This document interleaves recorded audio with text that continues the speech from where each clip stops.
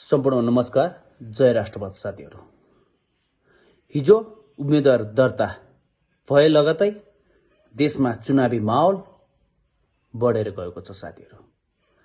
हो, यही चुनावी माहौलको सन्दर्भमा यसपटकको भोट कसलाई भनेर तपाईहरू अन्यलमा हुनुहुन्छ भने तपाईहरूलाई म आज त्यस विषयमा भोट कसलाई र किन हाल्ने भनेर तपाईहरूलाई उजागर गर्न तपाईहरुमाझ उपस्थित भइसकेको छु साथीहरू।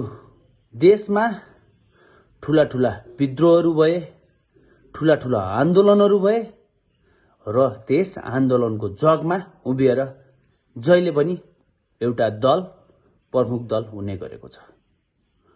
हो, त्यसै सन्दर्भमा हुँदै गर्दा उनीहरूले जुन आश्वासन जनतालाई दिने गरेका थिए ती कतिसम्म पूरा गरेका छन् र कतिसम्म गर्नेवाला छन्।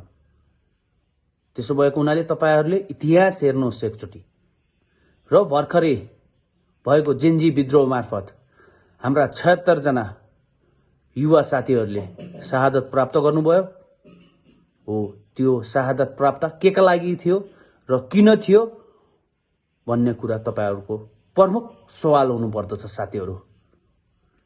त्यो जुन माग थियो त्यो माग के तपाईका अहिले चुनावी माहौलमा आउँदै गरेका राजनीतिक दलहरूले के पूरा गर्छन् र उनीहरूको मागसँग कतिको सम्बन्धित छ भन्ने विषयलाई मध्यनजर गर्नुपर्दछ साथीहरू। त्यसैगरी अहिले भएको विद्रोहको माग थियो कार्यकारी प्रधानमन्त्रीको, प्रदेश खारेजीको, देशमा सुशासनको, देशमा भ्रष्टाचारीलाई जेलमा हालेर देश शान्तपूर्ण वातावरणमा देशमा समृद्धि गर्ने, देशमा रोजगार निर्माण गर्ने जस्ता अथाउत विषयलाई लिएर आन्दोलन भएको थियो। हो, त्यसै क्रममा त्यही आन्दोलनको प्रमुख नायक हुँ भन्दै राष्ट्रिय स्वतन्त्र पार्टीमा प्रवेश गरेका सुदन गुरुङ, एकजना हाम्रो यादवजी लगायत अरू 2-4 जना साथीहरू हुनुहुन्छ। हो, उहाँहरूलाई म यस भिडियो मार्फत म भन्न चाहन्छु, हिजोको दिनमा 52 सालपछि जंगल पस्दै गरेको माओवादी र अहिलेको राष्ट्रिय स्वतन्त्र पार्टीमा के फरक छ साथीहरू? विशेष गरी म बालेनजीलाई भन्न चाहन्छु, तपाईहरु र उहाँहरु बीच के फरक छ? जसरी उहाँहरुले हिजोको दिनमा तपाईहरुको सुनौलो भविष्यको लागि हतियार बोक्नुस् भनेर जंगल युवाहरुलाई छिराएर मर्न बाध्य बनाए, 17,000 जनाको ज्यान गयो। त्यसैगरी एकै दिनमा 76 जना युवाहरुले ज्यान गुमाए। तपाईहरुले उक्साएकै भरमा तपाईहरुले अब भ्रष्टाचारीहरुलाई जेलमा हाल्ने हो, तिमीहरुलाई यही देशमा रोजगारी दिने हो, नेताहरुका छोराहरु मोज मस्ती गर्ने र जनताका छोराले दुःख गर्ने भनेर तपाईहरुले भड्काएकै भरमा आज 76 जना युवाहरुको सपना ढलेको छ। तपाईहरुले त्यही सपनालाई साकार गराउने कुरा त धेरै टाढा कुरा हो। त्यही 76 जनाको लासमाथि टेकेर तपाई राजनीतिमा होमिँदै हुनुहुन्छ। तपाईहरुले सत्ताको सिडी चढ्दै हुनुहुन्छ। त्यसो भएको हुनाले जनताहरु सचेत हुनुपर्छ, सजग हुनुपर्छ। युवाहरुको बलिदान त्यसै खेर दिनु हुँदैन। त्यसो भएको हुनाले साथीहरु, भोट अब तपाईहरुको अमूल्य महत्व, त्यो भोट दिँदाखेरि सोच्नुपर्ने हुन्छ। तपाईले छोरी दिँदाखेरि त 100 चोटी सोच्नुहुन्छ राम्रो ज्वाइँ खोज्नको लागि भनेपछि तपाईहरु देश बनाउनको लागि भोट दिँदै हुनुहुन्छ भने एकचोटी सामाजिक सञ्जालमा बनेको भिडियो या कसैको लैलैमा लागेर तपाईहरुले मतदान गर्नुहुन्छ भने यसपटक देश गम्भीर संकटमा पस्नेछ।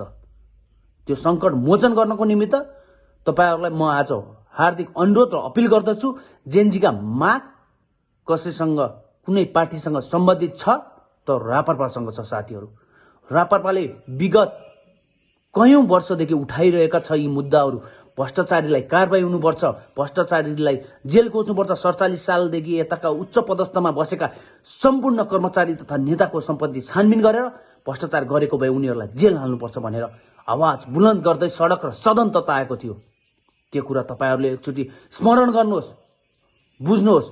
प्रत्यक्ष कार्यकारी प्रधानमन्त्रीको व्यवस्था गरेर राष्ट्रपतिको ठाउँमा राजा राख्नुपर्छ, जसले देशको स्वाभिमान उच्च राखोस्।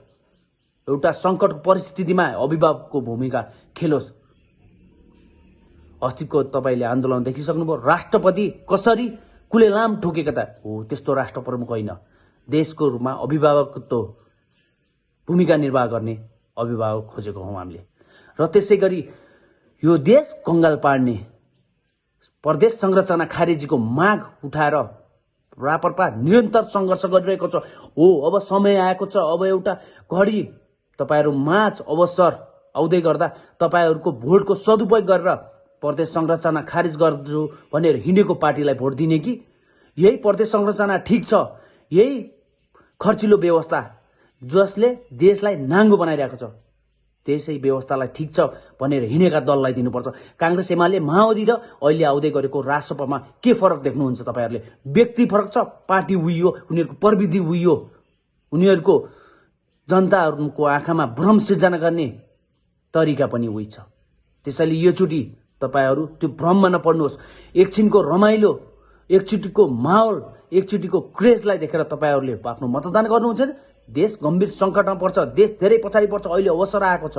अब एक भोट राप्रपालाई, एक भोट हिन्दू शास्त्रलाई हलोमा मतदान गरेर देशलाई डुब्नबाट बचाउनुहोस्। देश बचाउन र बनाउने हाम्रो काँधमा भन्दा नि तपाईँ नेपाली जनताको काँधमा आएको छ। भोट सदुपयोग गर्नुहोला भन्दै म तपाईँहरू माझबाट बिदा हुन्छु। जय राष्ट्रवाद।